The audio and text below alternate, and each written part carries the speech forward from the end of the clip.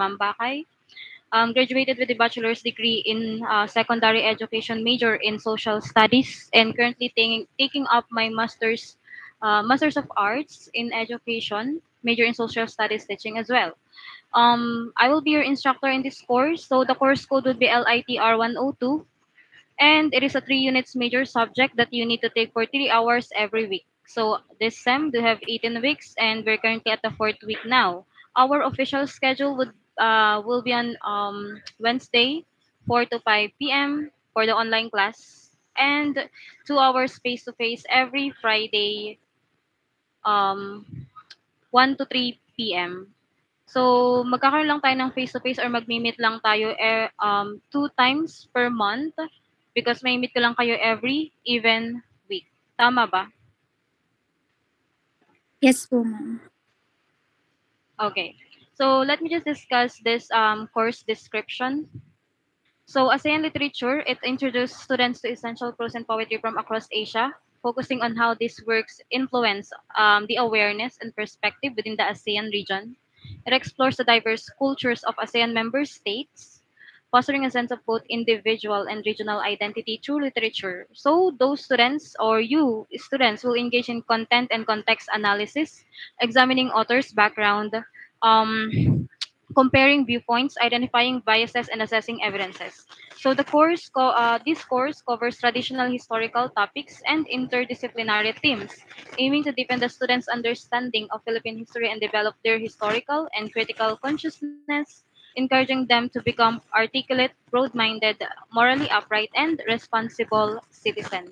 So those objectives that was mentioned at the latter part of this course description, it intends you to make more aware of different culture, history, societal changes, and also portray to know the different identities of those people who is living into the Southeast Asian region. And those information will be provided to you through the different literary works embedded on this course. So for the criteria, for your assessment or the basis of your grades, you will gonna have your midterm examination, which is 20%, final examination and semestral projects, 25% and 20% respectively, written output 20%, and your performance task would be 15%. Actually, your final examination and your semestral project is a literary analysis. Further instruction would be provided to you like before or after your midterm examination. So since final exam and your semestral project is iisa lang ang output, your effort is expected because the cumulative weight for this assessment is 45% in total. So one of my initial requirements, please take note of this. You need to prepare an index card, one half index card with your 2x2 picture that will gonna serve as your record for the recitation. Recitation is considered as your performance task as well. So please write your name, section, and hatiin nyo sa apat yung inyong index card, apat na column. And then ilagay nyo sa una is performance slash recitation, written output, midterm exam, final exam, or semestral project. So, moreover, your written outputs, para sa outputs nyo, most likely is literary analysis or essay regarding with the literary works na pag-aaralan natin. And if there is a situation on which hindi nyo turn in yung inyong written outputs on a given due date, please give me a heads up so that makapag-arrange tayo or makapagawa tayo ng another arrangement or due date for you. If not, if hindi nyo carry na i-message ako directly, you just need to tell it to your class representative para siya yung makipag-coordinate sa akin. So far, may question ba?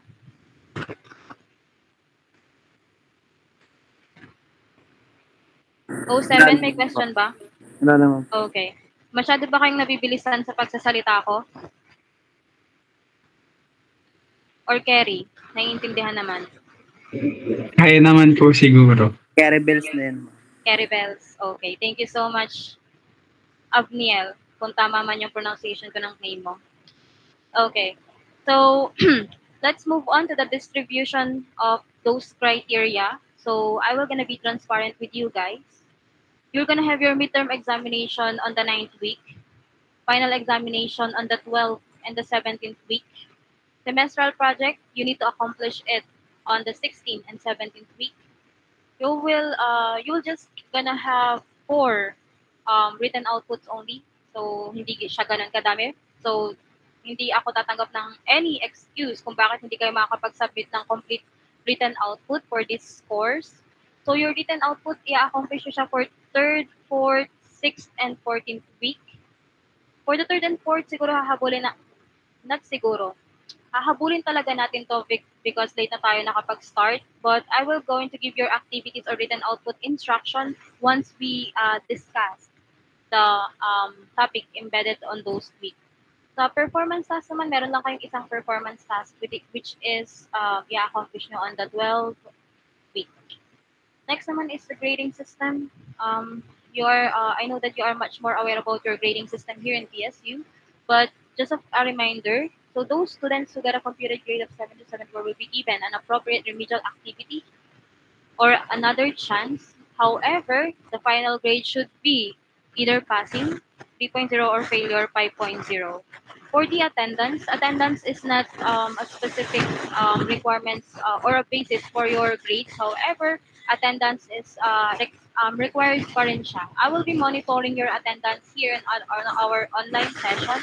However, when it comes to your face-to-face class, I will be needing the help of your class representative,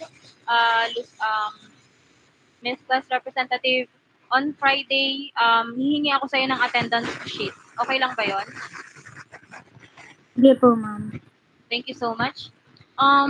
Next, missed examination. If it has happened na, if happens na hindi nyo matake yung exam yan during the scheduled date, you will given by a prof with a special exam provided that you do have a valid reason why. So if ang reason naman is health, kailangan nyo mag-provide ng medical certificate with the sign of the attending physician, as well as if there is any other reason, it will gonna be based on the discretion of the faculty or your instructor if valid ang inyong reason. Next is academic dishonesty. This is an act such as cheating during examination, major exam, and or the plagiarism in connection with any academic work, particularly yung inyong mga written output. Such acts are considered major offenses and will be dealt according with the university students' norms and norms of conduct. So, for your written output, please make sure na hindi siya plagiarize because meron siyang karampatang deduction or pwede namin hindi tanggapin yung inyong isasubmit na output. Lastly is for the dropping process. If you wanted to drop this subject, you need to make it official by accomplishing the dropping form and submitting it to the registrar office. You need to do it before midterms. And the student who officially drop out the class shall be marked as dropped. However, for those students na hindi ita-drop ang subject or they will just hindi nila i-accomplish yung dropping form, automatically ang makukuha yung grade sa inyong portal is 5.0 or failure. So with that, meron ba kayong tanong? Violent reaction? Wala naman po. Wala naman po. Okay. So since I have already explained an important parts of the course syllabus, we're going to start now and move on to the introduction to ASEAN literature. So the focus of our discussion is the history of ASEAN Lit in those influential literature authors, the themes that they utilize in doing their literary works, as well as the importance of ASEAN literature, not only in the lens or not only in the perspective of ASEAN culture, but also its significance to your program as a mechanical engineering student or mechanical engineers in the future. We do have here two objectives. Alvin, can you please read our objective for today? Hello po. Objectives. Understand the nature of ASEAN literature. Number 2 is to create a creative and critical response to literature in light of cultural and literary history. Thank you so much. So you will surely understand the nature of ASEAN literature given na magbibigay ako ng different and specific themes na na-utilize ng mga ASEAN author, as well as example of the literature that was written here as well sa Southeast Asian region. To start, I actually have here a picture which depicts something about our topic for today. So this is my first question to you guys. What do you think is the message that this picture wanted to convey or to relate to its viewer or audience?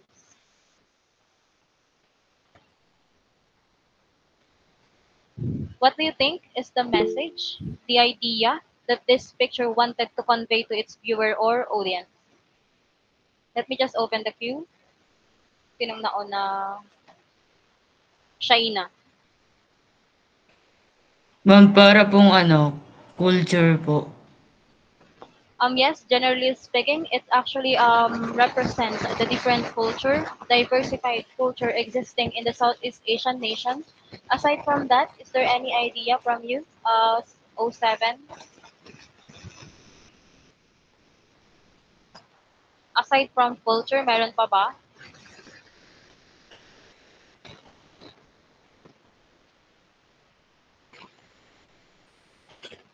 Ernest.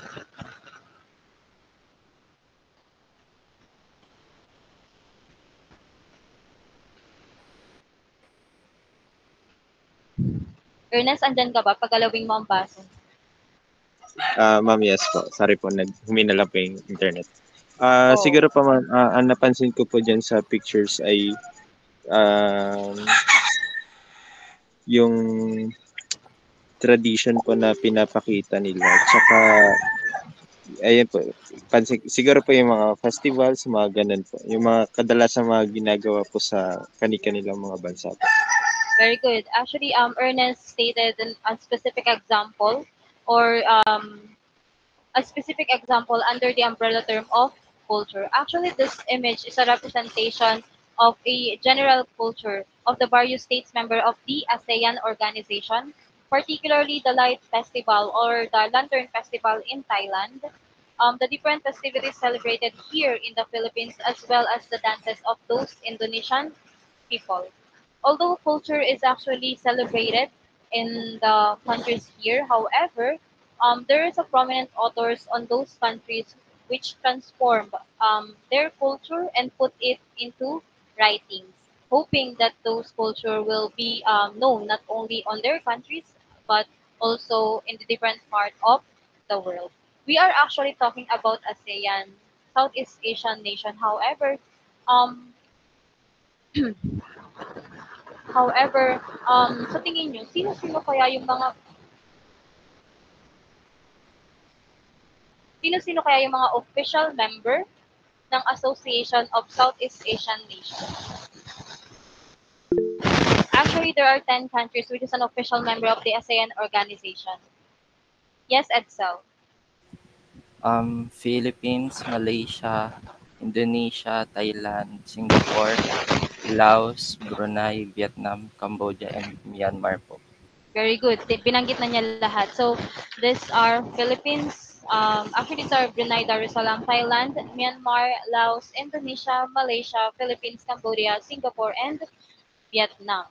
So, actually there are 11 countries, geographically speaking, there are 11 countries in the Southeast Asian region. However, one of them is not an official member of the ASEAN organization, and that is the East Timor, because East Timor was recently recognized as a country, and it was under the jurisdiction of Indonesia from 1976 to 2001. Kaya hindi pa rin siya member ng ASEAN, as East Timor still do not pass the standards of being a member of this organization. So, out of those 10 countries, we're going to focus muna sa unang 5 countries for our midterms coverage.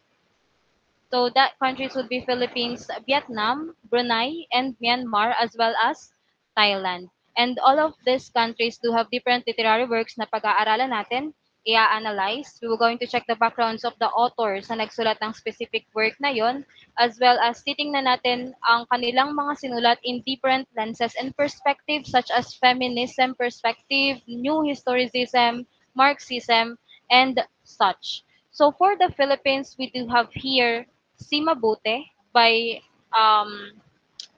Heliboba Edrosa Matute, Tata Celo by Rogelio Sicat, and Morning in African by Manuel E. Argilla. So based on the title that was listed here in the presentation, what do you think is the message that those authors wanted to relay to their reader?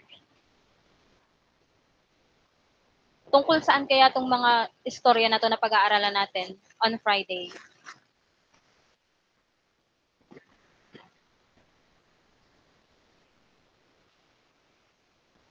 Ninya.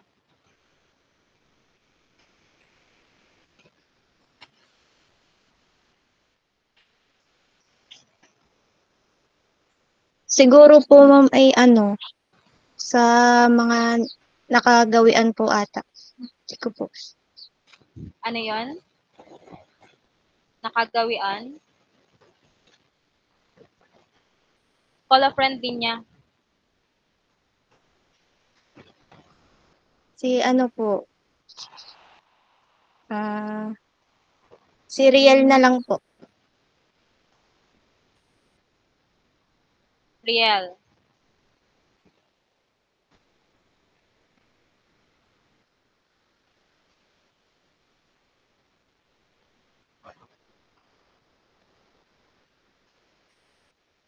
Sino yung tinawag ni Ninya?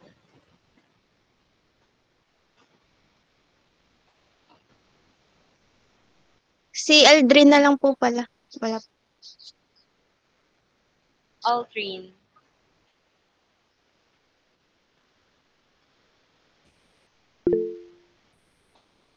Okay, Aliana. Siguro po yung mga story po na si Mabuti, Tata Sela, and yung Morning in Nagrebkan po is siguro po is about po sila sa Filipino life culture and impact po ng social changes po sa individual po at sa community po. Very good. Thank you so much for that answer. Indeed, Si Mabuti Tata Selo, Morning in Nagrebkan is all about the Filipino culture and the impact of societal change in our everyday living of the Filipino or those character that was presented on those short story.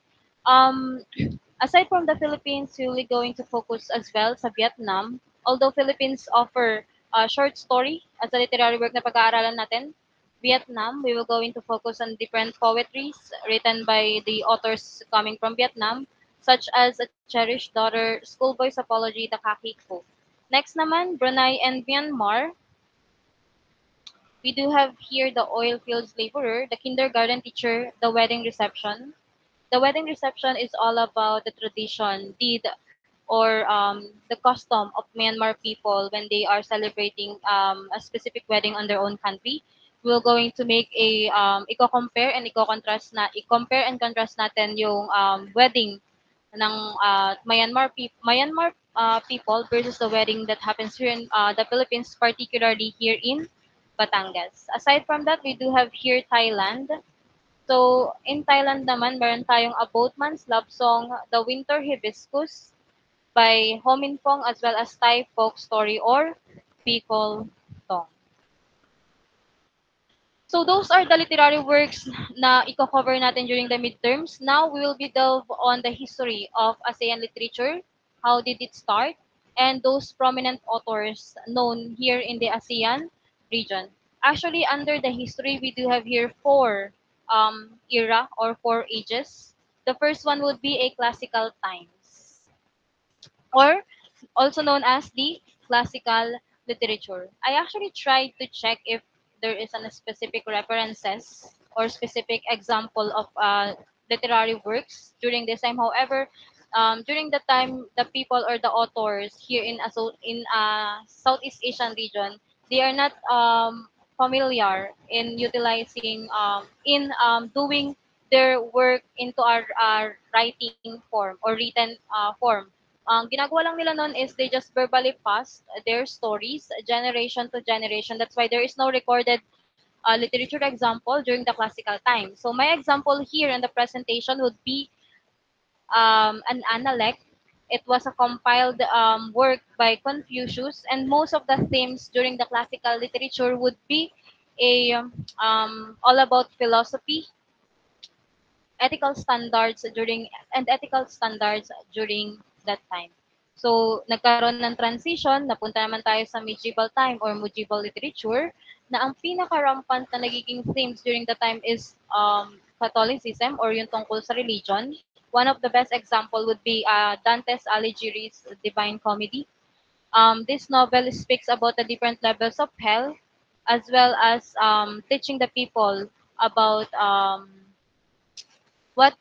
kung ano yung may experience nila once they do not follow the doctrine of the Catholicism. Aside from that, here in the Southeast Asia, the Ramayana and Mahabharata of the ancient Indian epics also influence Myanmar, Thailand, as well as Malaysia in doing epics na katulad ng Ramayana at Mahabharata. And then dumating ang age of exploration during the Renaissance and early modern literature na kung saan all of the literary work ng mga authors here in Southeast Asia was influenced by Western thought. Ang pinaka-theme during that time would be Christianity, religion, Greek or Western philosophies, and political issue. And then there is also another transition, and the last stage would be the modern and contemporary literature. This happens during the time of post-colonial era or after World War II. Since modern contemporary literature happens after World War II, what do you think is the theme that most of the prominent authors utilize in doing their literary works?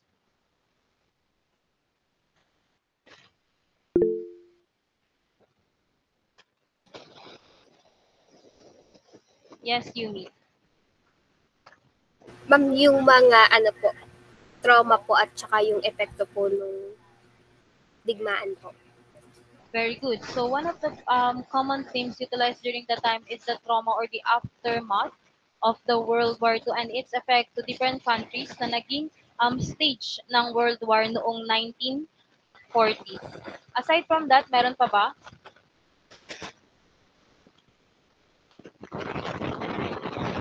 Claudine.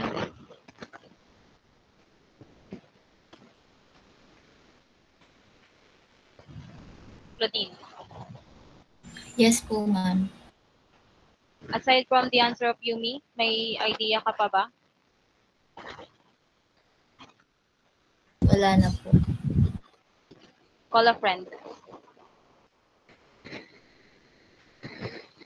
Si Bea na lang po.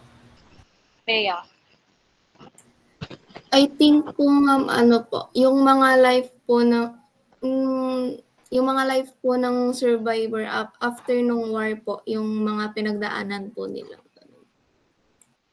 As such, it was the same of the answer of Yumi, yung trauma, experiences ng mga survivor. Most specific is yung mga experiences ng mga soldier during World War II. That was a good, you do have a good point. Aside from that, actually madaming pwedeng themes or naisulat ang mga authors natin during after World War II. Yes, John Mark.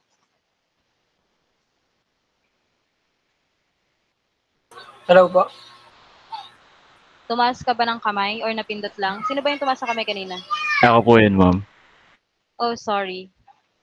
Okay, Siguro Robert. po about hope po na matapos na yung war or makalaya na po doon sa pananakop ng ibang bansa. Ganun. Thank you so much. Actually, nakalaya na sila. But yes, hope, peace, freedom is also a common theme or common theme during the post-colonial era. Aside from that, hindi ko pa naririnig yung pinakatamang sagot. Miguel. Ma'am, ano nga po ulit yung question?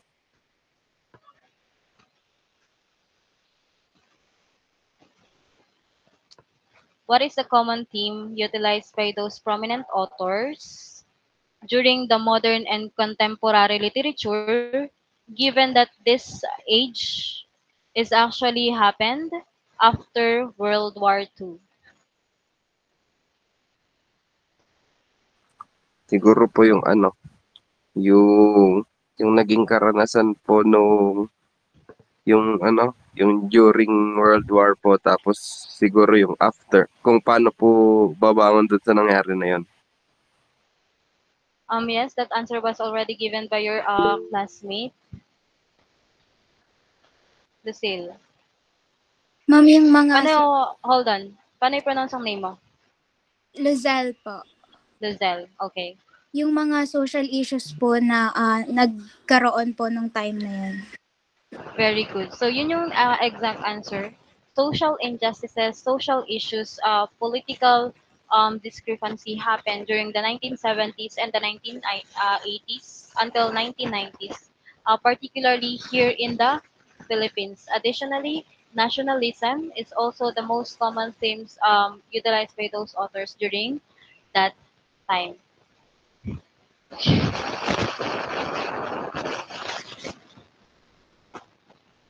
So aside from the history of the ASEAN literature, I will gonna present also the most or the influential ASEAN literature authors. I have here Ho Minfong, Rabindranath Tagore, Shannon Ahmad, Francisco Shonil Jose, Manuel Argilia, and Jose Rizal. So let's start with our very own, the national hero of the Philippines, which is Jose Rizal. All of this author actually do have shaped and offered their distinctive perspective through writing, and also they portray their cultural and historical influences in their literary works. So we have here first Dr. Jose Rizal. Ashley or Jerome, can you please read this one? Hello po, rinig po ako. Yes. Influential ASEAN literature authors. Jose Rizal, a national hero of the Philippines. Rizal's novels, Noli Me Tangere and El Filibusterismo, were vital in inspiring Filipino nationalism and played a significant role in the Filipino Revolution against Spanish colonialism. Thank you so much, Jerome. You did read on the presentation that Noli Me Tangere and El Filibusterismo were vital in inspiring Filipino nationalism, which played a significant role in the Filipino Revolution during the Spanish colonialism. Do you think El Fili and Noli do have the same impact to us as a modern youth? Jerome? Ay, yes po, ako po pala. Yes, ikaw yung tinatanong ko. Paulit niyo po, sorry po. You did read in the presentation that Noli Me Tangere and El Filibusterismo is vital in inspiring Filipino people in inspiring Filipino people nationalism, and also played a significant role in the Filipino Revolution during this Spanish colonialism. Do you think Noli Me Tangere and El Filibusterismo do have the same impact to us as a modern youth? Ano po, feeling ko po, personal opinion ko lang po. Yes. Since college students po, sa amin po, since pinag-aaralan pa po natin yung history and yung mga ASEAN literatures po, lalo po ngayon na subject po natin, feeling ko po meron pa rin po siyang impact sa students po, personally po, sa students po, since hindi lang po nalilinang yung how Jose Rizal inspired the nationalism by using the novels Noli Me Tangere and El Filibusterismo. ASEAN literature also includes yung how Filipinos dealt with those kinds of situation that we can currently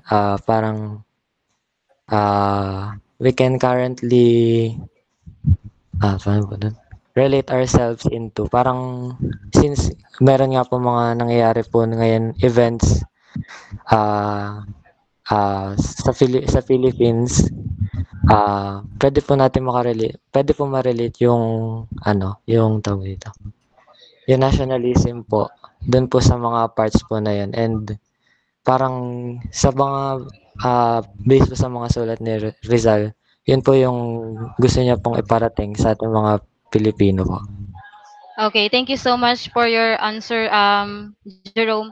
Actually, Jerome wanted to say that although um, since we are or you still studies about history or about the different works of Rizal, still may impact pa din siya kasi um, even madaming nangyayari ngayon sa ating kapaligiran, most likely regarding with the government decision, still you are actually fighting for your rights na hindi na ibibigay ng ating government. And evident yun sa mga kabataan ngayon. They are just utilizing social media just to make sure na alam ng government, not only with the government per se, but included din yung mga admin, like for example, if may mga gusto silang hinaing na iparating sa mga nakakataas or mga people in power. Aside from that, we do have here Ho Min Pong from Thailand. So Ho Min Pong is an award-winning author of literature for children and young adult stories. She won the Cultural Medallion Award, the highest art accolade in Singapore in 1997. Although she is a Singaporean, she has spent most of her life abroad, living in Thailand, Taiwan, Laos, Cambodia, and the United States. So Ho Min Fong is Singaporean by birth. However, she most of her literary works actually became known in Thailand. That's why yung pag-aaralan natin, The Winter Hibiscus, wrote by Ho Min Pong, was actually under the category of Thailand. And now Ho Min Pong is currently based in the United States, utilizing those places as setting for her stories. So next naman is Manuel E. Argilla, one of the prominent and known author here in the Philippines. He is an Ilocano who wrote in English. He was best known for his short story, How My Brother Leon Brought Home a Wife. And also, one of the stories ni Manuel Argilla na pag-aaralan natin would be The Morning in Nabrebcan, na kung saan specific yung stories na yon depicts the life in Barrio Nabrebcan, Bawang La Union. Also, that stories portrays the life of a family or the woman who actually experienced a domestic violence from her husband. Next would be Francisco Shonil Jose, one of the Philippine national artists in the field of literature, awarded in 2001. He is best known for his Rosales Saga. So Rosales Saga is actually the most best example or best literature written during the after the post-colonial during the post-colonial era, kung saan yung novel niyang yon is a collective of 5 novel which narrates the lives of different generation of the Samsons that deal with the social struggle of the country. And yung novel na yun consists of The Pretenders, Three, My Brother, My Executioner, Mass, and Puon.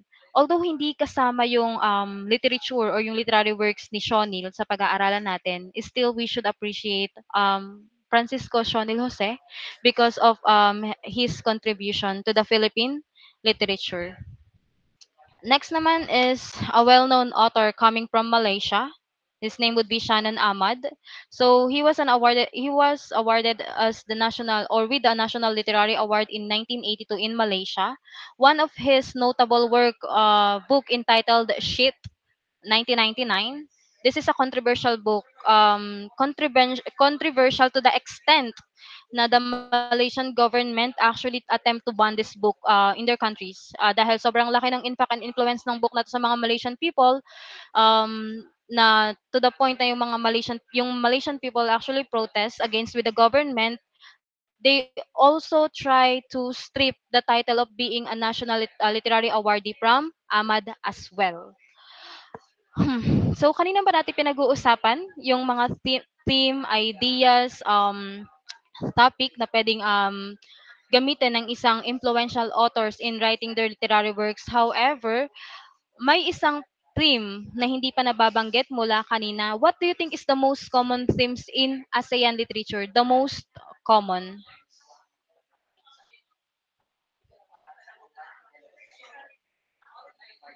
Walter.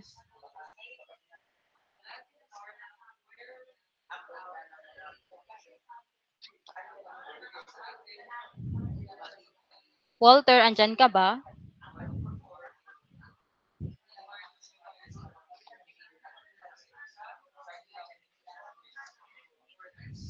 Hello po. Hello. Ah,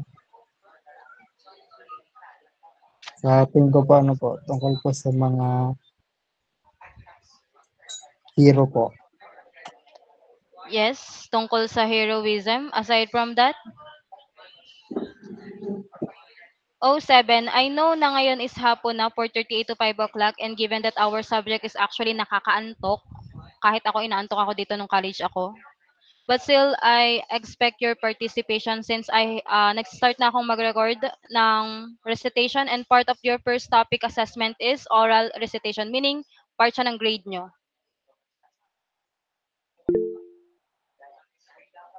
Edsel. Miss, about po sa relationships between friends, family, ganun po. Very good. Ang sagot na Edsel is actually the exact answer that I am searching for. The most common themes here in the essay and literature would be family, relationship, close family band. Because as you are aware, Asian people is well known of being a family-oriented person. Compare, hold on.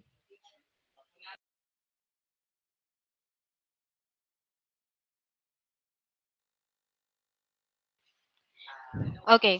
Compare with the Western countries kasi, Asian people is known as a family-oriented person because, for example, in a Western culture, once you reach the age of 18, you're expected to move out. You're expected to live independently. However, here in Asia, particularly sa Philippines, kahit may asawa ka na, may anak ka na, may apo ka na, still, you choose to live with your parents. And that's why those authors tend to make these close-knit family bonds as one of the common literature's themes. They are actually depicting complexities, or pinapakita nila yung complexity, family relationship here in the ASEAN region, as well as in the resolution part of the story. They are actually they are portraying also sharing some possible solution if there is a problem that a specific family is experiencing here in the ASEAN region. So aside from that, the first or the specific example would be Ilustrado by Miguel Sayjuco from the Philippines. So this novel is a story about Crispin Salvador, a Filipino writer who investigates Salvador's mysterious death. Through their relationship, the novel delves into the complexities of Filipino identity, history, and family legacy. Aside from this, we do have here Saman. This is a story coming from Indonesia. And Saman is actually focuses on the four Indonesian women and their relationship with the former priest named Saman. So the story delves into the issue of political repression, sexual freedom, and the bonds of friendship.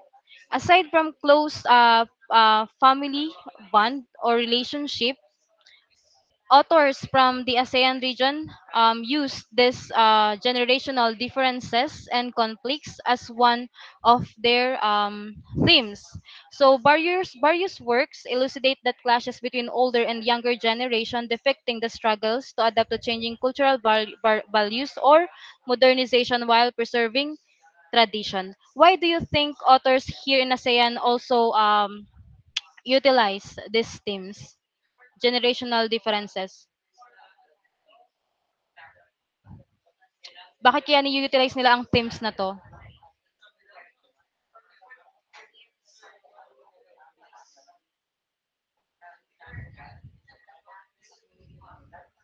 Trisha.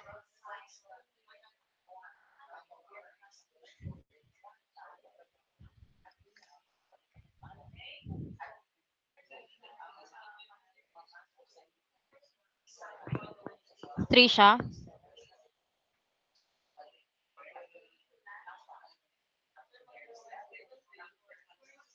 Hello po. Ano po ulit ang tanong po?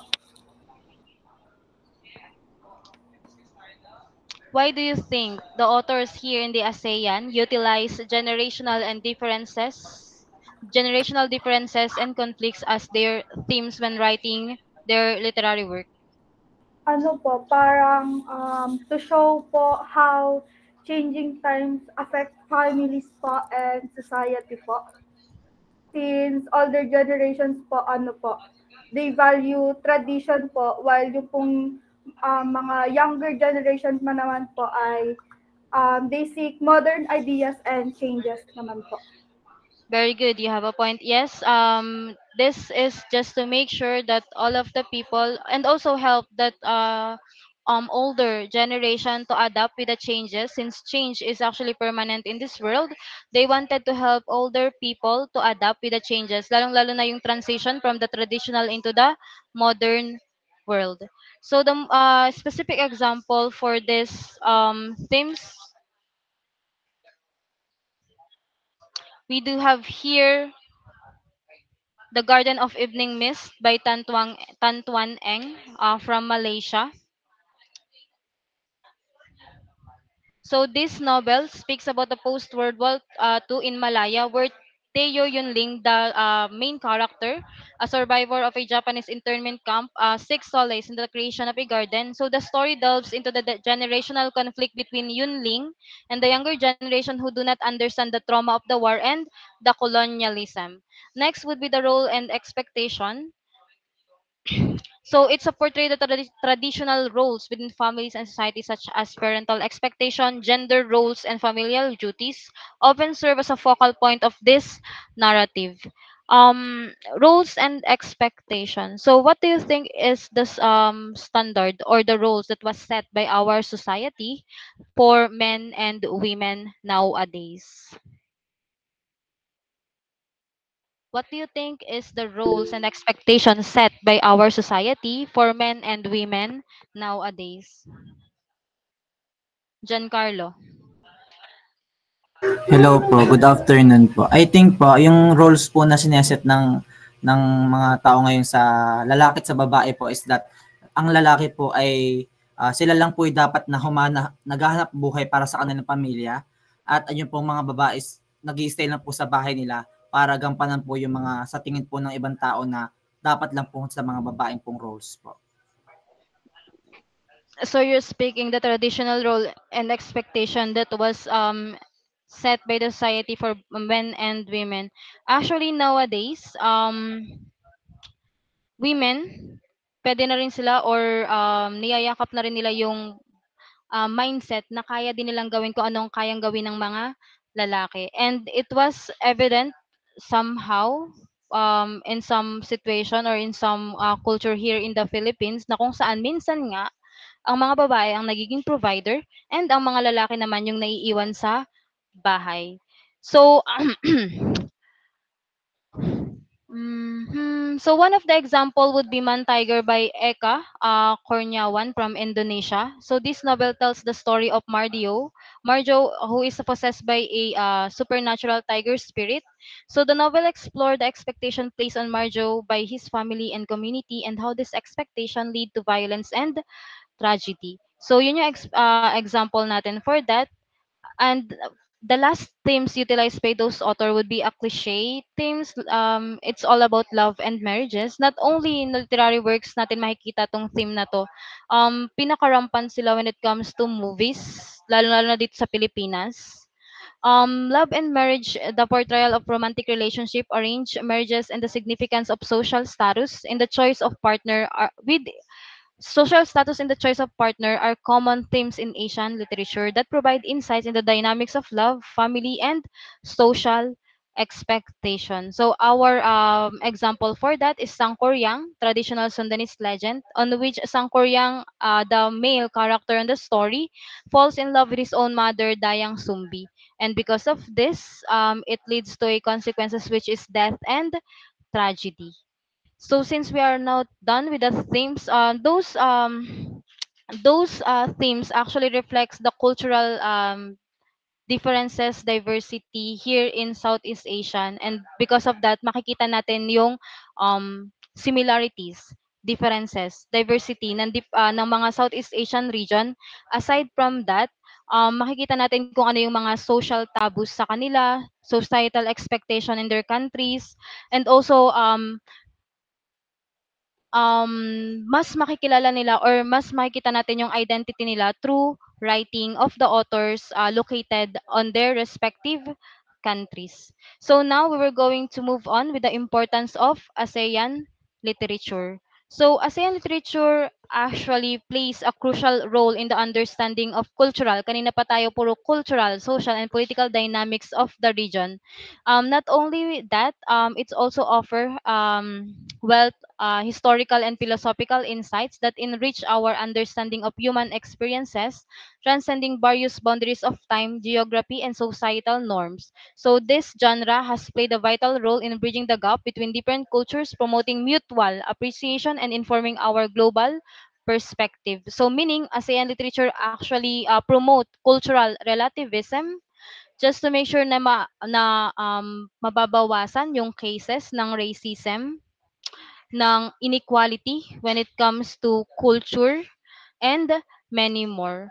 So yes, importance of ASEAN literature is actually significant when it comes to a cultural perspective. However, this is my last question for you guys. Um, how would you describe the significance of literature in your program as a future mechanical engineer?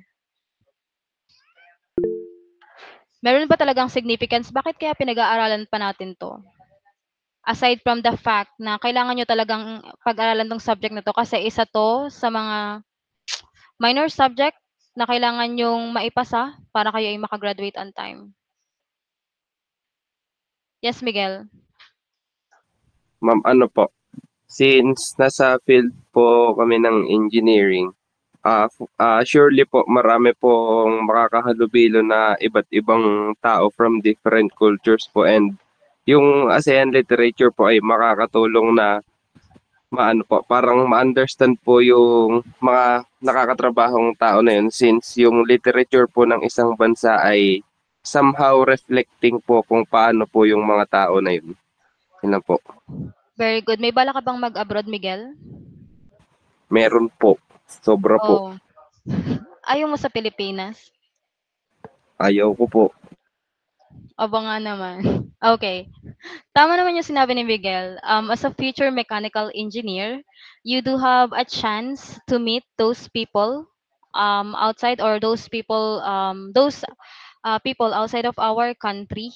And because you do have, or you are aware of their culture, mas magkakaroon kayo ng chance na makisalamuha sa kanila in a good way, as well as your communication skill will be trained as well. Aside from that, paano to banggitin? Warren ba ang pronunciation ng name mo? Good Warren. Good afternoon. We Good need afternoon. Yes. Ano po, Warren po. Warren. Okay. So, for me po as a mechanical engineering student, ang literature po ay makakatulong sa engineering dahil kagaya nga po ng mga discuss po kanina, may cultural diversity po tayong mga tao. Kumbaga po, hindi naman po every time sa halimbawa po sa mga group works or even in the future sa mga future projects, mga Pilipino lang po yung mga kasalamuha po natin. It is important din po na malaman po natin yung iba't ibang mga cultures ng mga tao po na nakakasalamuha natin. Kagaya po ngayon na for sure alam naman po mostly ng mga students nowadays na may mga foreign students din po tayo. Importante din po na maging sensitive and magkaroon po tayo ng mutual respect sa each culture. Very good. Medyo nagkakalapit din ang sagot ni Miguel, and yes, in studying ASEAN literature, we need to be more sensitive and also not actually accept but respect differences of each other when it's come to culture. Yes, Jake, may gusto ka pang idagdag?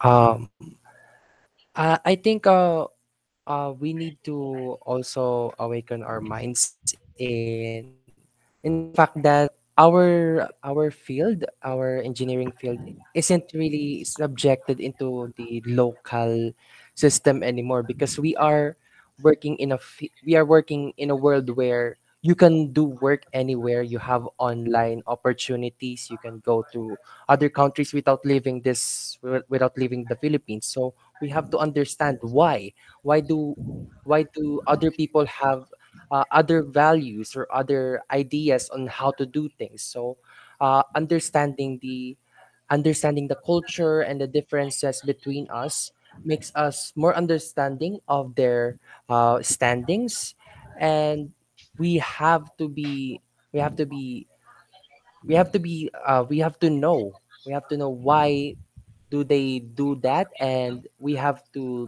know their taboos and their likes so that we can make the environment for a lot of people with different cultures a better one. Pwede na. Pang Miss Universe yung iyong sagot. Okay, thank you so much, Jake. Aside from the answer given by your classmate, other importance of ASEAN literature is making those ideas of the authors that they actually transform into writing, making it into a reality. Because based on what I've read recently, nakita ko na yung palang idea ng robots, it was just created by a this one author from Japan, and now as you can see it was robot was already turned into reality, and mas napapakinabangan na nila to, not only Japan but also the other countries in this world. You being a mechanical engineering students who actually tasked to solve a problems not only here in the Philippines but also in the global perspective. um Now, since natapos na natin yung pinakaunang topic natin and meron pa tayong 6 minutes, pwede bang pakiturn on ang inyong camera? Gusto ko lang kayong makita at para maging familiar ako sa inyong mga mukha. Mga nakatawa. Tulog na yung iba, sure ako.